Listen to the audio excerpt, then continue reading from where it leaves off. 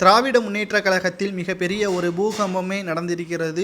டெல்லியில் உள்ள காவல்துறையினர் தற்பொழுது ஸ்டாலின் அவர்களின் மகன் உதயநிதி ஸ்டாலின் அவர்களை கைது செய்வதற்காக தமிழகத்திற்கு வருகை தர உள்ளனர்.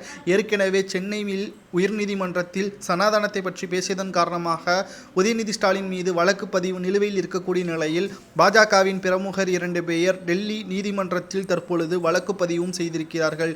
இந்த நிலையில்தான் விசாரணைக்காக டெல்லி காவல்துறையினர் தமிழகத்தில் வந்து உதயநிதி ஸ்டாலின் அவர்களை விசாரணை செய்வதற்காக தற்பொழுது தமிழகத்திற்கு காவல்துறையினர்கள் வரவுள்ளதாகவும், உதயநிதி ஸ்டாலின் அவர்களை கைது செய்வதற்கு மேற்கொள்ளக்கூடிய நடவடிக்கைகளை எதிர்த்து திமுகவினர்கள் போராட்டம் நடத்த உள்ளதாகவும் தகவல்கள் வெளியாகி இருக்கிறது.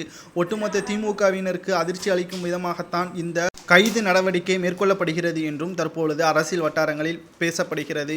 திராவிட முன்னேற்றக் கழகத்தின் அடுத்த துணை முதல்வர் என்று பேசப்படக்கூடிய நிலையில் இருக்கக்கூடிய உதயநிதி ஸ்டாலின் அவர்களால்தான் இந்தியா கூட்டணியும் உடைந்தது. தற்பொழுது தமிழக கூட்டணியும் இவரால் உடையப் போகிறது.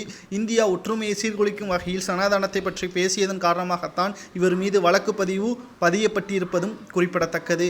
தமிழகமே தற்பொழுது அடுத்த முதல்வர் உதயநிதி ஸ்டாலின் அவர்களாகத்தான் இருக்க வேண்டும் என்று திமுகவில் பல முக்கிய திமுகவின் தலைவர்கள் பேசி வருகிறார்கள். ஆனால் தமிழகத்தில் அடுத்து திமுக ஒருபோதும் ஆட்சி அமைக்காது என்று இணையதளத்தில் சவுக்கு சங்கர் அவர்களும் கூறியுள்ளார். ஒட்டுமொத்தமாக திராவிட முன்னேற்ற கழகத்தில் இருக்கக்கூடியவர்கள் திருடர்கள் என்றும் 14 அமைச்சர்கள் மீது உயர்நீதிமன்றத்தில் வழக்கு பதிவு நிலுவையில் இருக்கக்கூடிய நிலையில் வருகின்ற 13ஆம் தேதி வரை 6 நீதிபதிகள் முன்னிலையில் 14 அமைச்சர்கள் வழக்கு முடியப்படும். இதில் யாரெல்லாம் சிறைக்கு செல்ல போகிறார், யாரெல்லாம் விடுதலையாக போகிறார் என்பது பொறுத்திருந்து தெரியப்படும் என்று பேசப்படக்கூடிய நிலையில் திடீரென்று டெல்லி காவல்துறையினர் உயர்நீதிமன்றத்தின் உத்தரவின்படி காவல்துறையினர்கள் தற்பொழுது உதயநிதி ஸ்டாலின் அவர்களை விசாரணை செய்வதற்காக தமிழகத்திற்கு இன்று மாலை வர உள்ளதை பற்றி உங்களது கருத்துக்களையும், ஒருவேளை உதயநிதி ஸ்டாலின் அவர்களுக்கு தண்டனை வழங்கினால் என்ன தண்டனை வழங்கலாம் என்பதை கமெண்ட் வாயிலாக மறக்காமல் கூறுங்கள்.